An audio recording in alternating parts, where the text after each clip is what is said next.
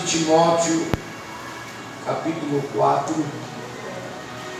eu gostaria de trazer uma palavra rápida para o coração da igreja. Fiquei também muito emocionado quando eu vi Deus usar a sua vida aqui para profetizar para a vida de irmãos, inclusive 2 irmãos da nossa igreja, 2 irmãs, uma delas é minha nora, e o culto está completo.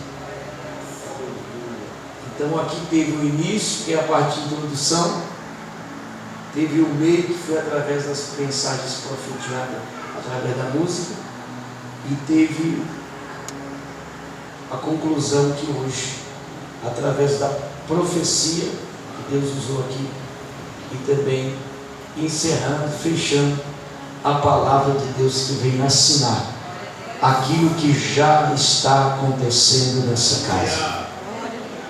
Não fica na expectativa daquilo que vai acontecer, mas se enche o teu coração daquilo que Deus já fez nesse lugar.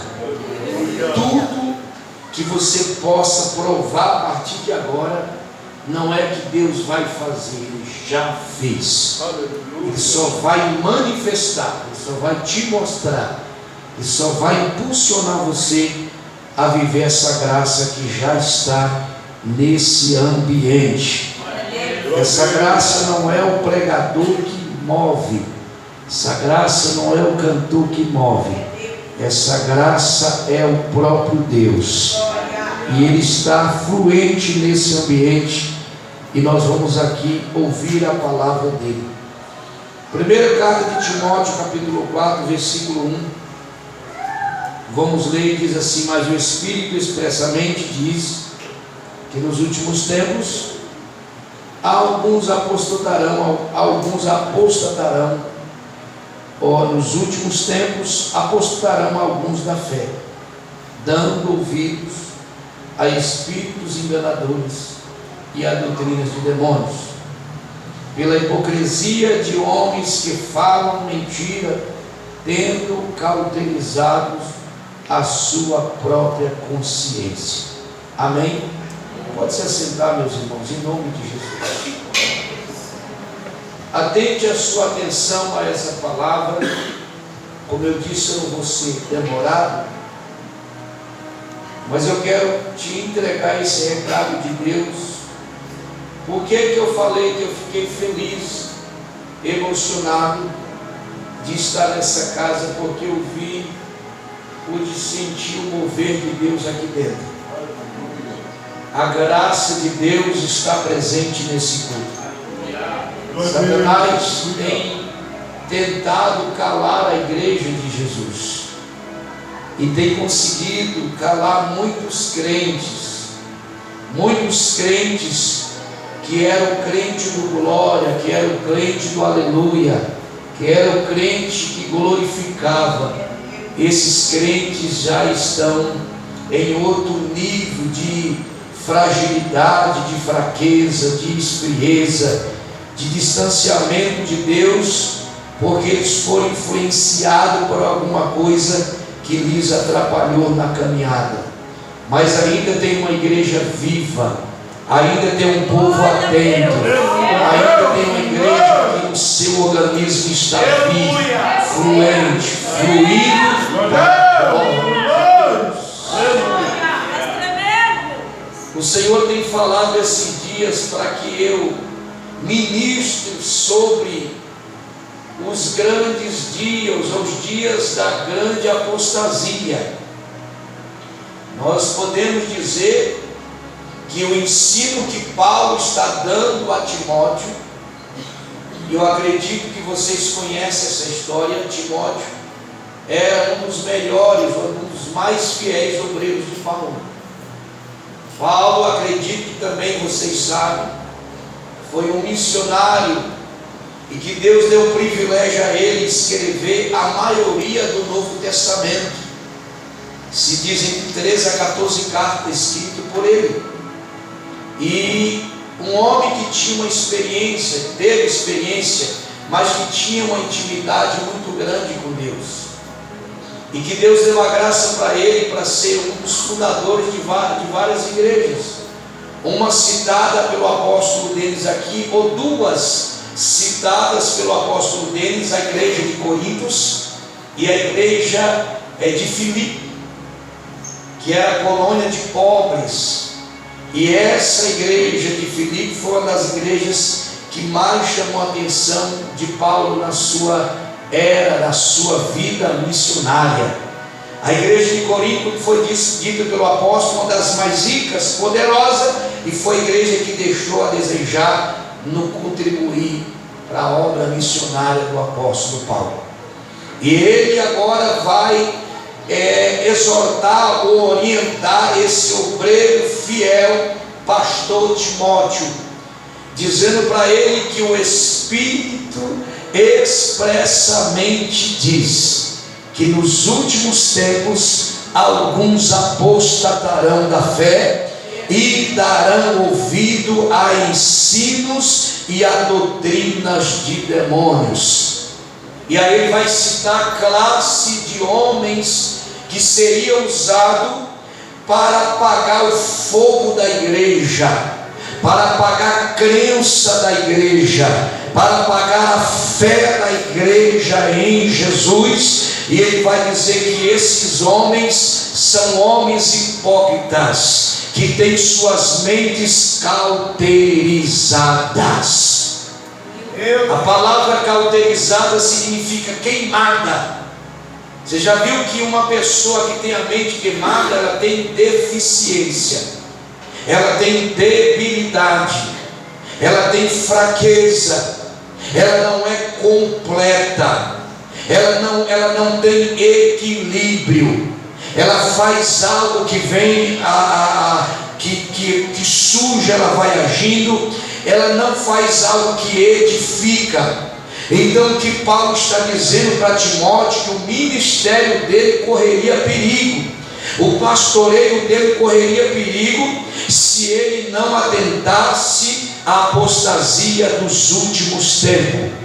É como se nós transportasse para os dias atuais, e aqui Deus está alertando essa igreja aqui em Califórnia, que possamos estar atentos, porque também virá muitos ensinos que tentarão te parar, virá muitos ensinos que vão tentar matar a tua fé, virão muitos ensinos que não é de Deus, que vai trazer esfrieza para a sua crença em Deus, que vai tentar apagar o fogo quando você vai louvar, que vai tentar apagar o fogo quando você vai pregar, que vai tentar apagar o fogo quando você vai orar, que vai tentar apagar o fogo quando você vai adorar. Aí você tem que estar atento para dizer: eu vou continuar na eminência da oração, eu vou continuar na eminência da oração, eu vou continuar na eminência da pregação,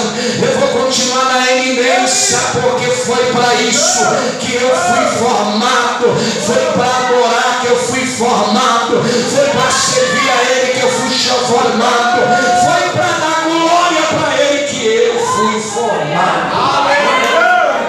Aleluia, glória a Jesus, aleluia.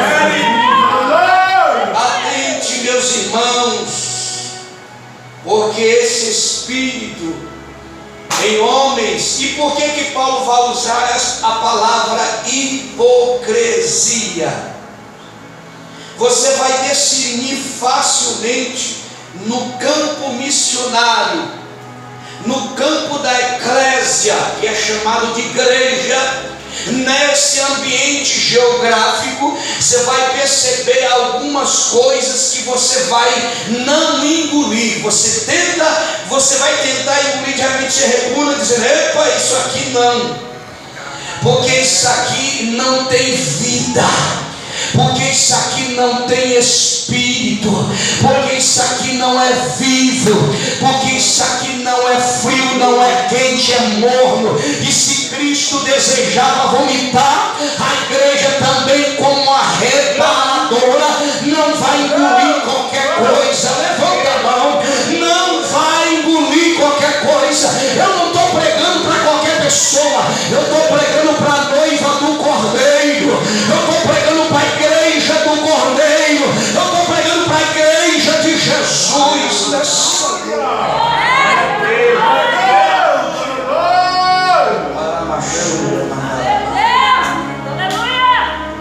Deus disse: Antônio, a apostasia tomará conta da igreja. Muitos apostatarão da fé. Irmãos, toda doutrina, todo ensino do Satanás vai globalizar aquilo que vem do diabo, não presta. Seja ele bonito, atraente, não presta.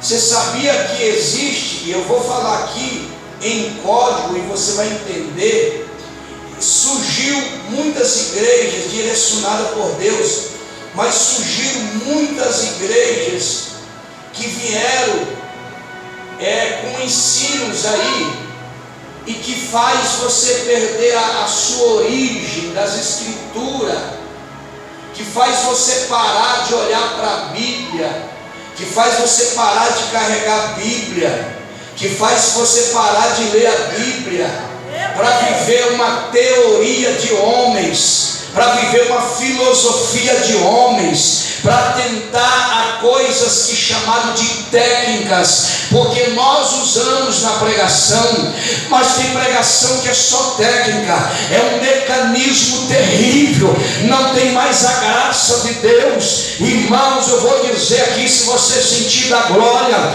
o Espírito Santo ainda é Senhor da igreja. O homem não manda no Espírito Santo, o homem manda no Espírito do homem, porque no Espírito Santo o homem não manda.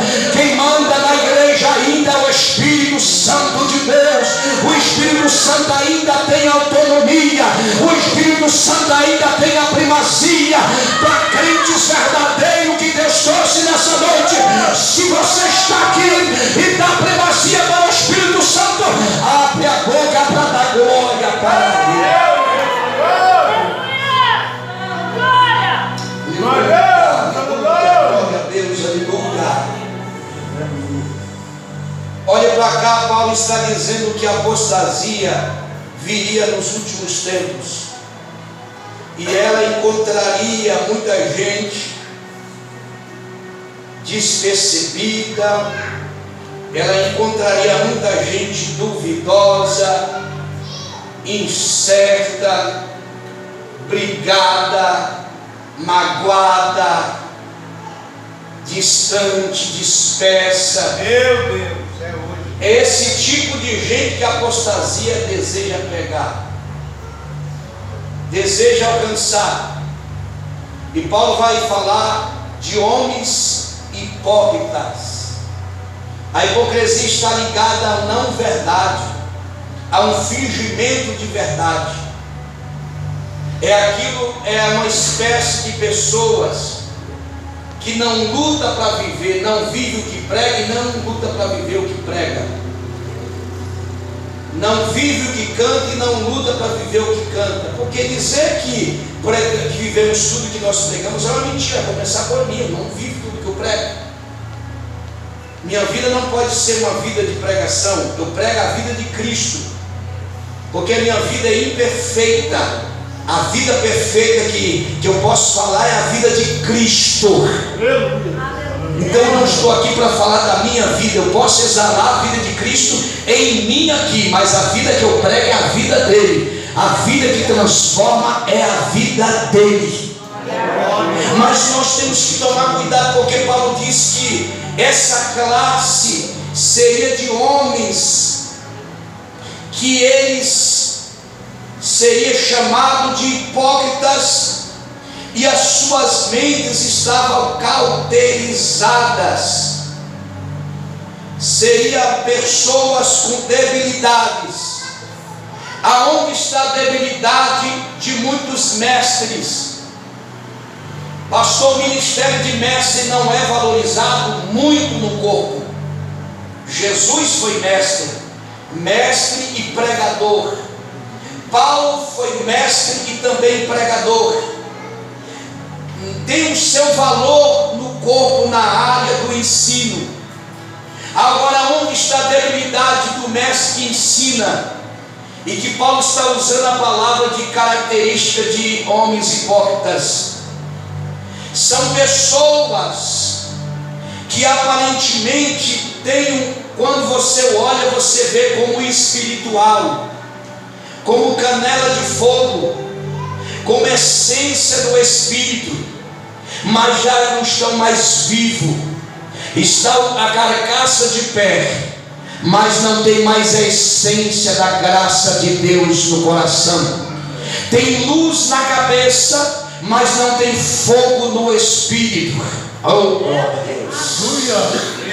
Deus não está à procura de pessoas que estão cheias de luz na cabeça, porque a luz é importante para o entendimento, para guiar, mas se não tiver o fogo no Espírito, essa pessoa vai ficar estacionada. Então Deus está dizendo para essa igreja: hoje eu vos trouxe aqui, eu vos reuni aqui para dizer que hoje, aleluia, injeto em vocês uma graça, injeto em vocês uma unção, para que a apostasia não vos atinja por esses dias.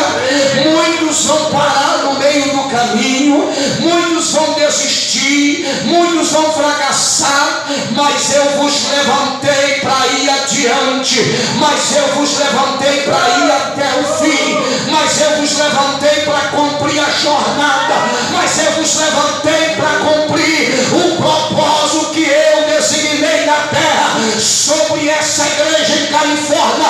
Aleluia, abre a boca para dar glória ao Espírito de Deus. Glória a Deus. Aleluia, glória. Olha para alguém e diga: Deus te deu duas armas poderosas para você vencer a apostasia desses últimos dias. Olhe para cá, irmãos. Eu não vou falar de qualquer, porque esse homem não era qualquer. Pedro não era qualquer, não era um apóstolo qualquer. A Bíblia vai dizer no livro de Evangelho de Lucas, capítulo 22, no verso 31, que Jesus olha para Pedro e diz: Pedro, Satanás os pediu para peneirar como trigo, mas eu roguei por ti. Roguei para quê? Para que tu não desfaleça a vossa fé. Olha que Jesus vai dizer para Pedro. Jesus vai detectar em Pedro que a apostasia estaria tomando conta já do ministério do apóstolo apostólico de Pedro.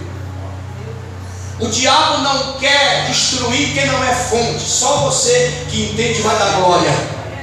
Aqueles que são rios, açudes, cacimba, poço, o diabo está dizendo: deixa esse quieto aí, porque isso aqui junta sujeira, junta madeira, junta tudo que é de ruim. Toda bactéria tem dentro da cacimba, do poço. Mas aqueles que são rios, são fontes, o diabo está dizendo: eu preciso contaminá-lo, eu preciso secá-lo, eu preciso pará-lo. Levante a mão, igreja de Jesus, porque Deus te vê como a fonte, Deus te vê como um rio nesses dias.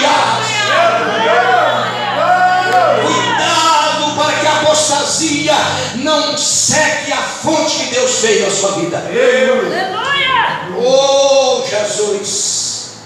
Jesus vai falar para Pedro que Satanás nos pediu para peneirar, mas ele rogou por ele, para que ele não se desfaleça, para que ele não apostata da fé.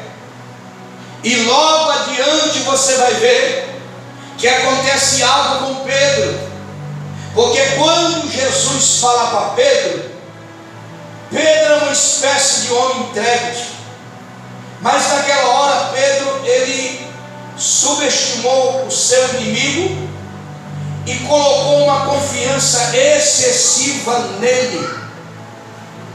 E isso é interessante, porque Jesus vai dizer para Pedro que Pedro vai o negar. E ele olha para Jesus e disse: eu não vou te negar, eu vou contigo até a cruz. Jesus disse para Pedro: antes que o galo cante 3 vezes, tu vai me negar. Olhe para cá. Eu vou provar na Bíblia para você. Se você ler Lucas 22, a partir dos versos 39 em diante, você vai ver que uma das coisas que levou Pedro a apostatar ou a negar Jesus foi que Jesus, a subir para o Monte das Oliveiras ou para o monte para orar, ele deixou o pé do monte, e um dos discípulos que deixou no pé do monte era Pedro, e dizendo para eles: orai e vigiai, para que não entreis em tentação. Subiu ao monte e orou. Quando ele volta da oração, ele toca no pé do monte, que em Pedro estava acompanhado de alguns que estavam dormindo. Jesus olha para ele e diz: levantai e orai, para que não entreis em tentação. A primeira coisa que nós vamos ver, que um homem, que uma mulher que apostatou da fé, ela para de orar, ela para de buscar a presença de Deus, ela já não tem mais vigor, já não tem mais força, já não tem mais graça para buscar a Deus. Mas Deus está acordando a igreja, mas Deus está despertando a igreja. Eu estou sentindo a boca de Deus falar aqui. A igreja brasileira precisa voltar a orar, a igreja brasileira precisa voltar a clamar, porque quando a igreja clama, Deus opera. Quando a igreja clama, o céu desce para a terra. Quando a igreja clama, Deus começa a operar milagre. Quando a igreja clama, Deus ressuscita o morto. Quando a igreja clama, Deus cura o doente. Quando a igreja clama, Deus dá visão. Quando a igreja clama, Deus dá revelação. Quando a igreja clama, há renovo. Quando a igreja clama, aleluia, há cura. Quando a igreja clama, Deus levanta profeta, profetiza, cantor, cantora, abre a boca para dar glória a Deus.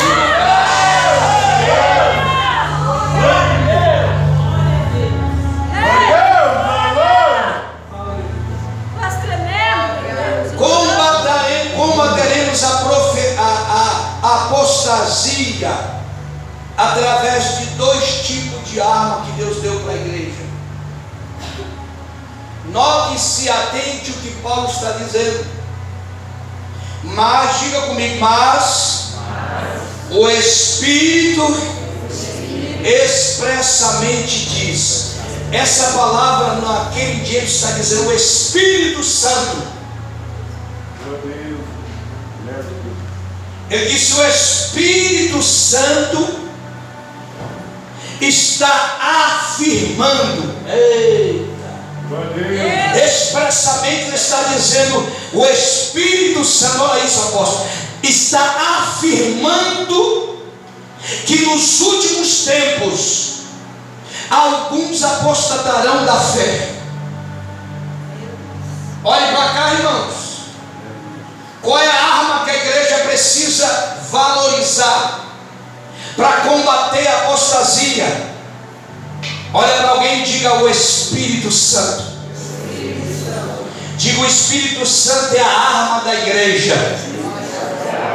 Diga: o Espírito Santo é o Senhor da igreja, para combater todos os falsos ensinos, tudo aquilo que te distancia de Deus.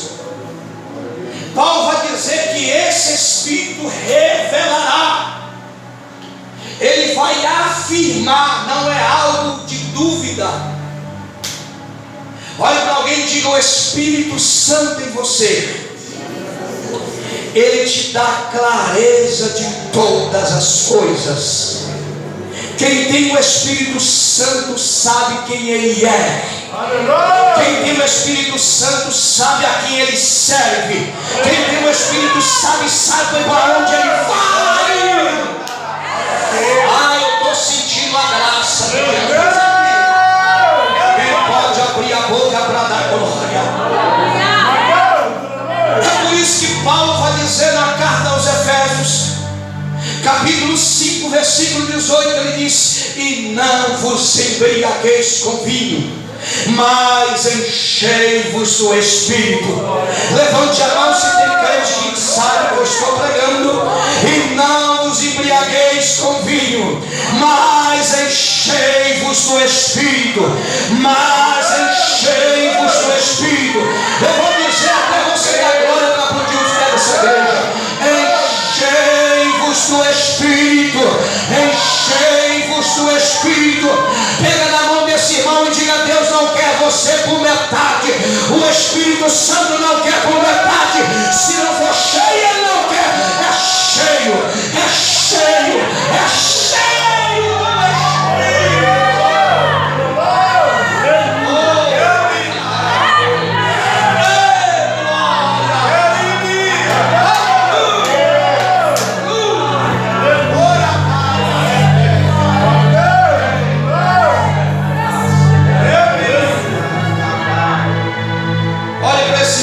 Sabe o segredo de uma pessoa ser cheia do Espírito Santo?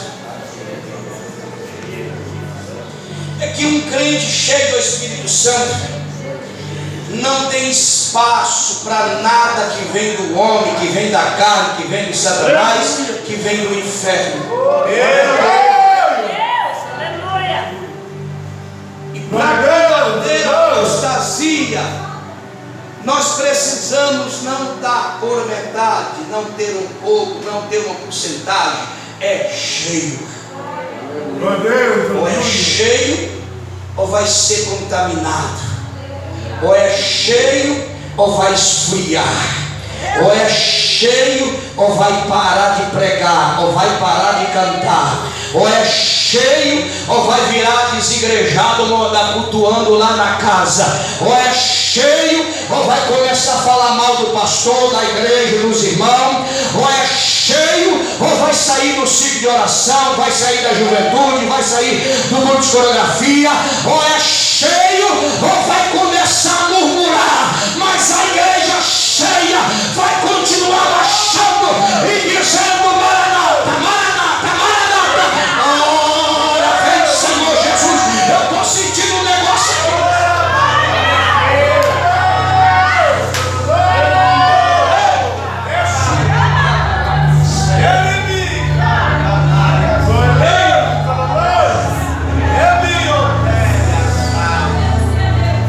Você, eu, nós temos o Espírito Santo.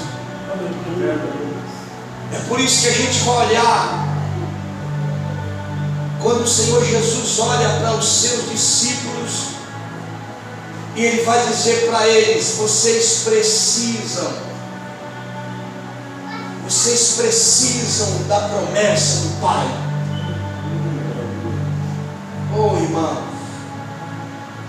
quem lê a igreja, quem lê a história da igreja primitiva, olhe para cá para você não perder isso aqui. Quem lê a história da igreja primitiva vai entender por que aquela igreja fez o que fez. Só fez o que fez porque tinha totalidade, tinha uma grande autonomia do Espírito Santo. Aquela igreja tinha um Espírito que fluía nela, que encorajava ela, que fazia ela agir de uma forma tão grande.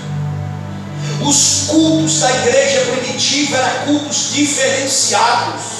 Aleluia!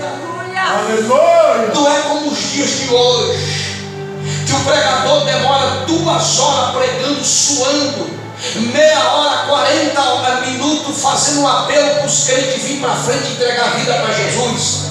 Que o pregador precisa revelar, ter identidade, sei lá o que mais, para a pessoa vir para frente.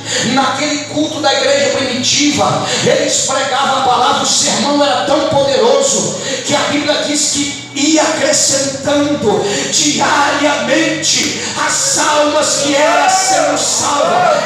Se você entende a palavra, você vai dar glória. Oh meu Deus, oh aleluia, que sermão poderoso. Mas não era o poder simplesmente do sermão, era a graça do Espírito Santo que estava sobre aquela igreja. Levante a mão. Essa graça, ela está aqui hoje. Eu sinto essa graça aqui, apóstolo Deus.